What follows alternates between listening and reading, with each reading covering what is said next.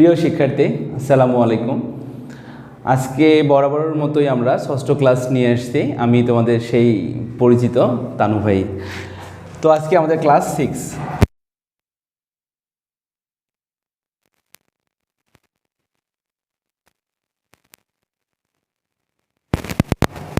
যে টপিকসগুলো আলোচনা করছিলাম তার মধ্যে মোস্ট ইম্পর্টেন্ট টপিক ছিল হচ্ছে কনভার্সন বা রূপান্তর। এই যে রূপান্তর আমরা কিভাবে করছিলাম, স্টেপ 1 ছিল, স্টেপ 2 ছিল, স্টেপ 3 ছিল। আমরা আজকে স্টেপ 1, 2, 3 তো কাভার করছি, এর সঙ্গে একটু ব্যতিক্রমী স্টেপ আছে। তো আমি সেই ব্যতিক্রমধর্মী যে স্টেপটা আছে সেটা একটু আলোচনা করবো আজকে তোমাদের সামনে। এটা হচ্ছে মোস্ট ইম্পর্টেন্ট, বর্তমান পরীক্ষায় এটা বেশি আসে। লিখি একটু এক্সেপশনাল স্টেপ। তো আসলে এই স্টেপটা কেমন হবে, আমি রেড পেন দিয়ে তোমাদের দেখাই কেমন হবে স্টেপটা। এইখানে 2 বলতে 2 ভিত্তিক, 3 বলতে 3 ভিত্তিক, 4 ভিত্তিক, 5 ভিত্তিক, 6 ভিত্তিক, 7 ভিত্তিক, 8 ভিত্তিক, 9 ভিত্তিক, 16 ভিত্তিক, এইরকম যে কোনো ভিত্তিক আমাদের প্রশ্নের মধ্যে থাকতে পারে। কিন্তু খেয়াল করে দেখো যে এখানে কিন্তু আমি 10 ভিত্তিক ব্যবহার করিনি। এইখানে তোমাদের আসতে পারে এমনটা যে 2 ভিত্তিক থেকে তোমাদের 4 ভিত্তিক প্রশ্নে আনসার করা লাগতে পারে। যে প্রশ্ন দেওয়া থাকবে 2 ভিত্তিকে, বের করবা 4 ভিত্তিকে। আবার 3 ভিত্তিক দেওয়া থাকবে, এমন করতে পারে যে 5 ভিত্তিকে রূপান্তর করো। আবার বলতে পারে 2 ভিত্তিক থেকে 8 ভিত্তিকে রূপান্তর করো, কিংবা 2 ভিত্তিক থেকে 16 ভিত্তিকে রূপান্তর করো, কিংবা 8 ভিত্তিক থেকে 16 ভিত্তিক। তোমরা শুধু একটা জিনিস খেয়াল করে দেখো, আমরা 2 ভিত্তিক থেকে কিন্তু সরাসরি 8 ভিত্তিক করতে পারি। মনে আছে অবশ্যই তোমাদের যে বাইনারিকে 3 বিট করে রিপ্রেজেন্ট করলে কিন্তু আমাদের অক্টাল হয়ে যাবে। আবার বাইনারি থেকে যদি আমরা হেক্সাডেসিমেলে কনভার্ট করি তাহলে 4 বিট করলে হয়ে যাবে। আবার অক্টাল থেকে হেক্সা আমি সেটাও করে ফেলছিলাম, মনে আছে অবশ্যই তোমাদের। এই যতগুলো আমি সংখ্যা পদ্ধতির বেস ব্যবহার করছি তার মধ্যে কিন্তু অক্টাল এবং হেক্সাডেসিমেল এই দুইটার শুধুমাত্র বিট ফিক্সড করা আছে, অন্য কিন্তু একটারও বিট আমরা ফিক্সড করতে পারিনি বা করব না। তো এইখানে এই দুইটা ব্যতীত বাকি সবগুলোর যেহেতু বিট ঠিক করা নাই, এই জন্য কিন্তু অক্টাল এবং হেক্সাডেসিমেল থেকে বা অক্টাল থেকে হেক্সাডেসিমেল সরাসরি তুমি কনভার্ট করতে পারো। বাইনারি কনভার্ট করার পর বাইনারি থেকে তুমি যদি অক্টালে করো তাহলে 3 বিট করে, বাইনারি থেকে হেক্সা করলে 4 বিট করে করতে হবে। মনে করো ওই স্টেপটা তোমার নাই, এখন আমরা নতুন করে আলাদা স্টেপ শিখবো, সবগুলোর জন্য সিমিলার। এটা আমি কোশ্চেন লিখি তাহলে বুঝতে পারবা। কোশ্চেনটা হচ্ছে এমনটা যে বলছে 1011 বন্ধনী ক্লোজ বেস 2, এইটাকে দিয়ে বলছে যে এটাকে 4 ভিত্তিকে কনভার্ট করো। দিছে কিসে? বাইনারিতে। বের করব কিসে? 4 ভিত্তিকে। প্রশ্নটা কিন্তু এটাই। তো এখানে 2 ভিত্তিক থেকে 4 ভিত্তিক আমরা কনভার্ট করতেছি। দেখো তো এদের মধ্যে কি দশমিকের 10 ভিত্তিক কোথাও আছে? না, নাই। তোমাদের করণীয় প্রথম কাজটা হচ্ছে এই বাইনারি মানটাকে তুমি প্রথমে দশমিকে কনভার্ট করবা, তারপর দশমিক মানটাকে তুমি কাঙ্ক্ষিত যেটাতে তোমার ডেস্টিনেশন 4 ভিত্তিকে কনভার্ট করা, তখন তুমি সেটা করতে পারবা। আমি সলভ করে দেই, দেখো কিভাবে করতে হচ্ছে এটা।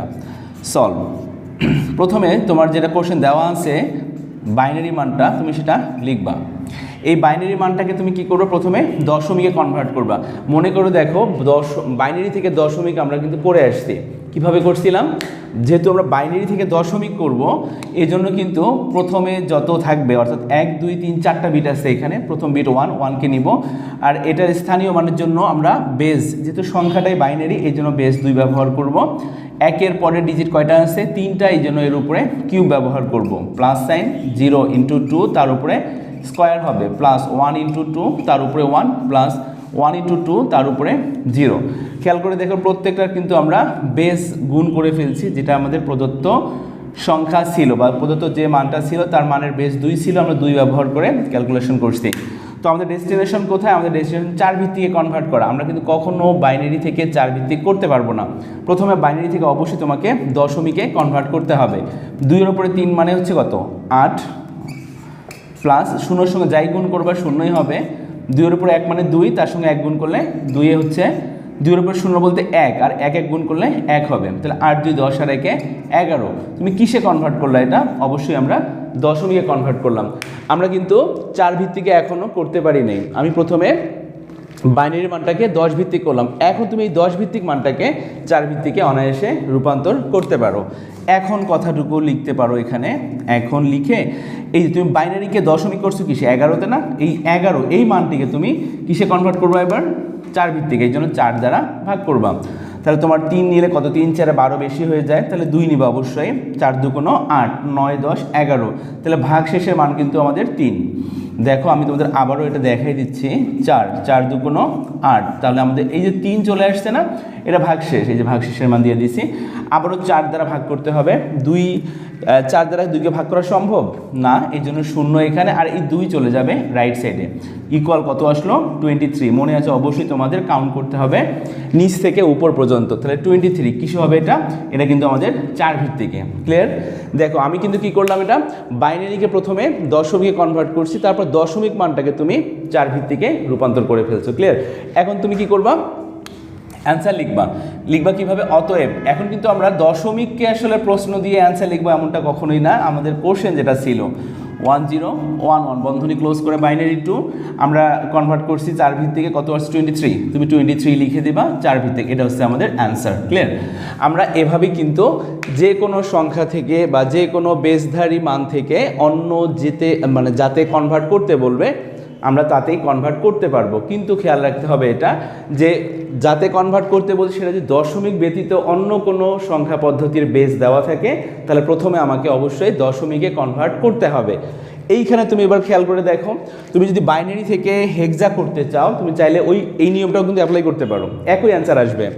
বাইনারি থেকে প্রথমে তুমি দশমিকে কনভার্ট করবা, তারপর দশমিক মানটাকে তুমি হেক্সাতে কনভার্ট করার জন্য 16 দ্বারা ভাগ করতে হবে। ক্লিয়ার? আবার তুমি বাইনারি মানটাকে যদি 4 বিট করে কাজ করো, তাহলে কিন্তু সরাসরি আবার হেক্সাডেসিমেলে কনভার্ট হয়ে যায়। আমরা 3 নম্বর স্টেপে সেটা দেখে আসছি। ক্লিয়ার?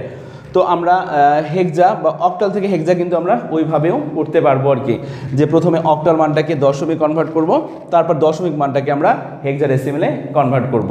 এটা হচ্ছে আমাদের এক্সেপশনাল স্টেপ, মানে একটু ব্যতিক্রম ধর্মী আর কি, আমি লিখে দিলাম।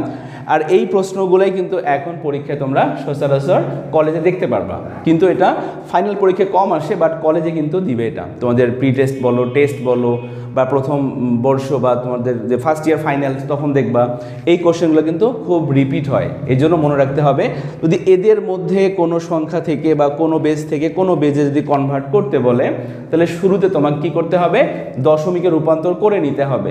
তারপর দশমিক মানটাকে তুমি কিসে কনভার্ট করবা, তোমার ডেস্টিনেশন যেখানে থাকবে। যদি তোমাকে 7 ভিত্তিক করতে বলতো, তো দশমিক মানটাকে তুমি 7 ভিত্তিকে কনভার্ট করবা। পূর্ণ সংখ্যার জন্য কি করতে হয়, ভাগ করতে হবে, আর ভগ্নাংশের জন্য অবশ্যই আমরা গুণ করে ক্যালকুলেশন করব।